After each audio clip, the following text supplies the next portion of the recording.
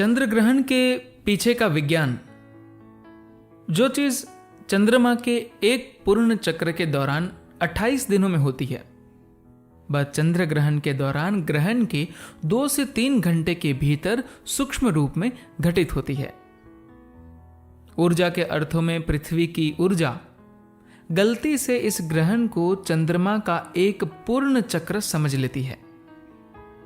पृथ्वी ग्रह में कुछ ऐसी चीजें घटित होती है जिससे अपनी प्राकृतिक स्थिति से हटने वाली कोई भी चीज तेजी से खराब होने लगती है।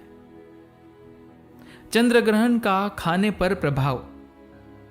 कच्चे फलों और सब्जियों में कोई बदलाव नहीं होता, जबकि पका हुआ भोजन ग्रहण से पहले जैसा होता है उसमें एक स्पष्ट बदलाव आता है। जो पहले पौष्टिक भोजन होता है वह जहर में बदल जाता है। जहर एक ऐसी चीज है जो आपकी जागरूकता को नष्ट कर देता है। अगर वह आपकी जागरूकता को छोटे स्तर पर नष्ट करता है तो आप सुस्त हो जाते हैं। अगर वह एक खास गहराई तक आपकी जागरूकता नष्ट कर देता है तो आप नींद में चले जाते हैं। अगर कोई चीज आपकी जागरूकता को पूरी तरह नष्ट कर देता है तो आपकी मृत्यु हो जाती है। शारीरिक ऊर्जा तेजी से बदलती है। अगर आपके शरीर में भोजन मौजूद है तो 2 घंटे के समय में आपकी ऊर्जा लगभग 28 दिन बाद की अवस्था में पहुंच जाएगी। क्या इसका मतलब है कि आप ऐसे दिन कच्चा भोजन कर सकते हैं? नहीं, क्योंकि भोजन जैसे ही आपके शरीर में प्रवेश करता है, आपके पेट में मौजूद रस या सत्व उस पर हमला करके उसे मार देते हैं। वह आधे पके भोजन की तरह हो जाता है और उस पर भी ग्रहण का वही असर होगा। स्त्रियों के शरीर पर खास असर। चंद्रमा के चक्रों का मानव शरीर पर शारीरिक, मनोवैज्ञानिक और ऊर्जा के स्तर पर प्रभाव पड़ता है। हमारी माताएं अपने मासिक चक्रों से जिस तरह गुजरी उससे यह स्पष्ट होता है। मैं माताओं की बात इसलिए कर रहा हूं क्योंकि हमारी माताओं के चंद्रमा के साथ तालमेल में होने के कारण ही हम पैदा हुए। अगर हमारी माताओं के शरीर चंद्रमा के तालमेल में नहीं होते तो हम आज यहां नहीं होते। जब चंद्रमा 2 से 3 घंटे के समय में एक पूरे चक्र से गुजरता है तो हमारी सभी माताओं के शरीरों में कुछ भ्रम की स्थिति होती है।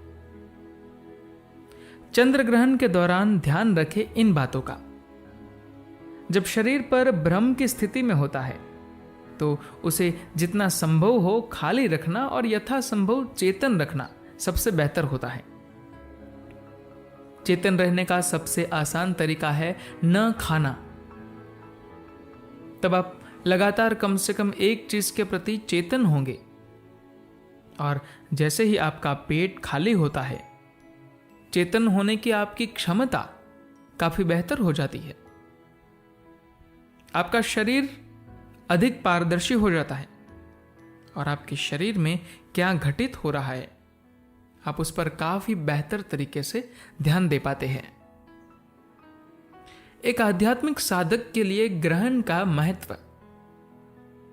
एक आध्यात्मिक साधक के लिए ग्रहण का यह मतलब होता है कि हम सिर्फ 3 घंटों में एक पूरा महीना गुजार देते हैं।